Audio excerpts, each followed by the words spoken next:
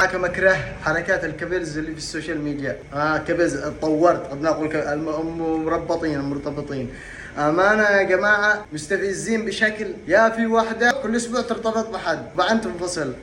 امس اتصلت لي، تعال خلاص انفصلنا، تعال بنرتبط بنعمل ترند وقو. قلت لها لا، انا ما عجبناش اتربط. ايش في كل شويه انفصلت انربطت خمسه قبله. الاخير كان بضارب الاسد لقلي، والله في كانوا بحديقه ويقول له والله روحي للاسد، لو عمل حاجه بهجم عليه، بيهجم على الاسد. الاسد قال له انا بحترمك لقلي قدامي، من امس جالس يضحك عليك الاسد، حرام انه مفشوخ بس جالس يقول لي شوف على هبل على خروف.